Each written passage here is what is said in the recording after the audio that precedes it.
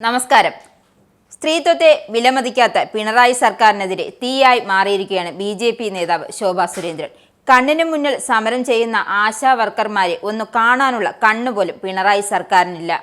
ഇത് മാത്രമാണോ പിണറായിയുടെ ഭാഗത്തു നിന്നും ഉണ്ടാകുന്നത്? മറിച്ച് സ്ത്രീകൾക്കു നേരെ കടുത്ത അവഗണനയും അശ്ലീല പരാമർശവും എന്തിന് ഏറെ പറയണം. ആശമാരെ പിന്തുണയ്ക്കാൻ എത്തിയ സുരേഷ് ഗോപി ഉമ്മ വെച്ചോ എന്നുവ ചോദിക്കാൻ മാത്രമുള്ള വിവരമേ ഇക്കൂട്ടർക്കുള്ളൂ. ഇവർ ആരുടെയെങ്കിലും സമരത്തിന് പിന്തുണയ്ക്കാൻ പോകുമ്പോൾ കൊടുക്കുന്നത് ഉമ്മയാണോ? കണ്ടതിനും കടിയതിനും കേന്ദ്രത്തെ കുറ്റം പറയുന്ന പിണറായി സർക്കാരിന് കണക്കിന് കൊടുത്തിരിക്കുകയാണ് ഉമ്മ ശോഭാജി.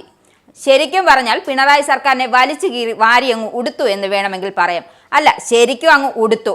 അതെ, ഈ മാർക്സിസ്റ്റ് പാർട്ടി എന്നത് പിണറായി വിജയന്റെ പ്രൈവറ്റ് കമ്പനിയായി മാറിയിരിക്കുകയാണ്.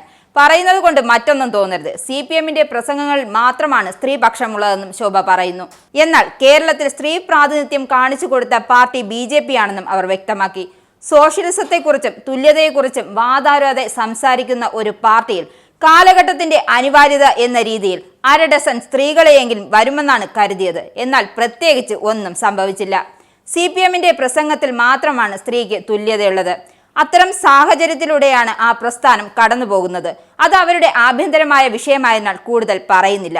BJP-യിൽ ബൂത്ത് തലം മുതൽ അഖിലേന്ത്യാ തലം വരെ 33% വനിതാ പ്രാതിനിധ്യം വേണമെന്ന് തീരുമാനിച്ച് പാർട്ടിയുടെ ഭരണഘടന തന്നെ പൊളിച്ചെഴുതിയ ഞങ്ങളുടെ നേതാക്കളാണ് മുരളി മനോഹർ ജോഷിയും അദ്വാനിയും. ഇവിടെ കേരളത്തിൽ അര ഡസനിലധികം സ്ത്രീകൾ സംസ്ഥാന ഭാരവാഹികളായി പ്രവർത്തിക്കുന്നുണ്ടെന്നും രാജ്യ തലസ്ഥാനത്തടക്കം ഭരിക്കുന്നത് വനിതയാണ്.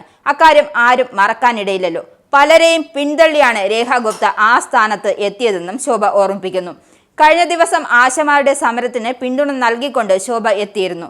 സമരത്തിനെത്തിയ പാവം ആശമാരുടെ പുറത്തു കയറാതെ ആരോഗ്യമന്ത്രിക്ക് തന്റെ നേരെ തിരിയാൻ ധൈര്യമുണ്ടോ എന്ന് വെല്ലുവിളിച്ചിരിക്കുകയാണ്. ആരോഗ്യമന്ത്രിക്ക് ധൈര്യമുണ്ടെങ്കിൽ തനിക്കൊപ്പം ഡൽഹിയിൽ വരാൻ തയ്യാറാകണം എന്നായിരുന്നു ശോഭയുടെ വെല്ലുവിളി. എന്നാൽ ഈ വെല്ലുവിളി ഏറ്റെടുക്കാനുള്ള ധൈര്യം ഇതുവരെയും ആരോഗ്യമന്ത്രി കാണിച്ചിട്ടില്ല എന്നതാണ് സത്യം. നിങ്ങൾക്കും ആനന്ദ മീഡിയയുടെ പ്രേക്ഷകരിൽ ഒരാളാകണ്ടേ? യൂറോപ്പിലും US-ലും ആഫ്രിക്കയിലുമടക്കം പ്രവാസികൾ ഉള്ളയിടങ്ങളിലൊക്കെ ജനപ്രിയ ചാനലുമായി ആനന്ദ് മീഡിയ ഒപ്പമുണ്ട്. ഏഷ്യാനെറ്റ് ഫ്ലവേഴ്സ് അടക്കം നിങ്ങളുടെ വിരൽത്തുമ്പിലെത്തും. ആദ്യം റോക്കു ബോക്സ് സ്വന്തമാക്കുക. അതിൽ നിന്നും ആനന്ദ് മീഡിയ ആപ്ലിക്കേഷൻ ഡൗൺലോഡ് ചെയ്യുക, ഇൻസ്റ്റാൾ ചെയ്യുക. എന്നിട്ട് 02085866511 എന്ന നമ്പറിൽ ഞങ്ങളുടെ കസ്റ്റമർ കെയറിൽ ബന്ധപ്പെടുക. അല്ലെങ്കിൽ +91 735 660 3747 എന്ന നമ്പറിൽ വാട്സപ്പ് ചെയ്യുക. ആനന്ദ് മീഡിയയുടെ സേവനങ്ങൾ സ്വന്തമാക്കുക. മറ്റു ചാനലുകൾക്കൊപ്പം ആനന്ദ് TVയും എൻജോയ് ചെയ്യുക.